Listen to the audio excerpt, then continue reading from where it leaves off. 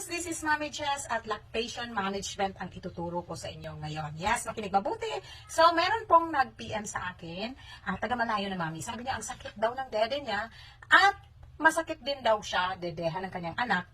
At may nakakapi siyang mga bukol-bukol na marami.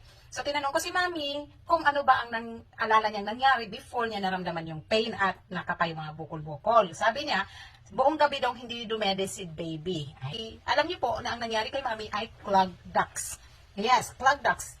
Yung mga nakakapa yung bukol-bukol dito ay clog po yun, nagbabarang mga gatas na hindi makalabas dahil hindi nadidehan ni baby. Ano po ba kadalasan ang rason kung bakit nagkakaroon ng clogged ducts ang isang breastfeeding mom? Una, yun po, matagal hindi nakadede si baby at naipon yung gatas sa loob. Pangalawa, pwedeng dahil sa paghiga ni mami, yung nakadapa siya. So, iwasan po natin makadapa kung tayo ay nagpapadede ay pwede po yung mag-cause ng clogged ducts.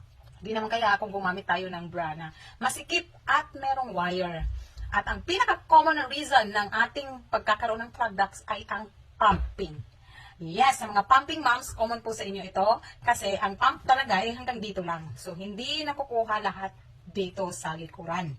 Ang nagiging rason kung bakit naiipon yon. So, kung kayo po ay nagpa-pump, mas maiging i-massage muna lahat, ibabad sa warm water at dapat sakto o compatible yung pump na ginagamit nyo para maiwasan natin ang clogged ducts. Bakit kailangan